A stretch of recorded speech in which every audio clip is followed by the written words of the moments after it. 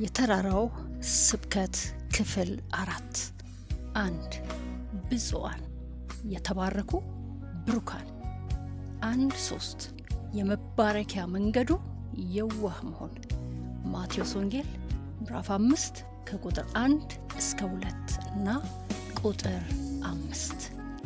ሕዝቡንም አይቶ ወደ ተራራ ወጣ። በተቀመጠም ጊዜ ደቀ መዛሙርቱ ወደ እርሱ ቀረቡ። አፉንም ከፍቶ አስተማራቸው እንዲህም አለ። ቁጥር 5 የዋሆች ብፁዓን ናቸው፣ ምድርን ይወርሳሉና። በጌታችን በኢየሱስ ክርስቶስ የብፅዕና ትምህርት ሶስተኛው ትምህርት የዋሆች ምን አይነት ማንነት ያላቸው ሰዎች ናቸው? የዋህ ማለት ራሱን ዝቅ የሚያደርግ፣ ራሱን የሚያዋርድ፣ ከራሱ ይልቅ ለሌሎች የሚያስብ፣ በእውነተኛ ልብና በተሰበረ መንፈስ እግዚአብሔርን የሚያመልክ፣ እግዚአብሔርን የሚፈራ ነው። በእግዚአብሔር ቃል በዘፍጥረት ምዕራፍ 13 ላይ አብርሃምን ስንመለከት ይህንን ማንነት እናይበታለን። በአብርሃምና በወንድሙ ልጅ በሎጥ መካከል በእረኞቻቸው ጥል ምክንያት መለያየት ግድ በሆነ ጊዜ አብርሃም ሎጥ የሚኖርበትን ስፍራ እንዲመርጥ ሙሉ መብት ሰጥቶት ነበር።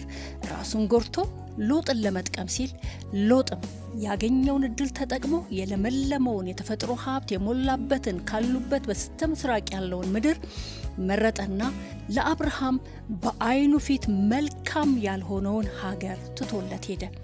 እግዚአብሔርም ታዲያ የሎጥን ብልጥነትና ራስ ወዳድነት የአብርሃምን የዋህነትና እያወቀ በራሱና በወንድሙ መካከል ያለው ሰላም እንዳይደፈርስ በማለት መብቱን እንደተወ ሲመለከት ሎጥ ከአብርሃም ከተለየ በኋላ ወደ አብርሃም መጣና ዓይንህን አንሳና አንተ ካለበት ስፍራ ወደ ሰሜን፣ ወደ ደቡብ፣ ወደ ምስራቅ፣ ወደ ምዕራብ እይ፣ የምታያትን ምድር ሁሉ ለአንተ ለዘርህም እሰጣለሁ። ተነሳ፣ በምድር በርዝመቷና በስፋቷ ሂድ፣ እርሷም ላንተ እሰጥሃለሁ በማለት አብርሃምን ምድርን ትወርሳለህ፣ በየዋህነት መልካሙን ሁሉ ለወንድምህ አስረክበሃልና አለው።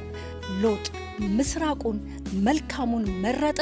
እግዚአብሔር ደግሞ ምስራቁንም ጠቅሎ በአብርሃም ስር አስገዛው። ዛሬ ጌታ ይናገረናል። የዋሆች እንሁን። በብልጠት በተለያየ መንገድ ከኛ የተወሰደብንን ሁሉ ጠቅሎ እግዚአብሔር በእኛ ስር ያደርገዋል። ደግሞ በምድር ላይ በስፋቷና በርዝመቷ እንሄዳለን። ለዚህ ነው ጌታችን ኢየሱስ ክርስቶስም ሰይጣንን በብልጠት ከሰው ልጆች የወሰደባቸውን ስልጣንና በረከትን ሁሉ ለማስመለስ የዋህ ሆኖ ራሱን አዋርዶ ራሱን ዝቅ አድርጎ ወደ ምድር የመጣው።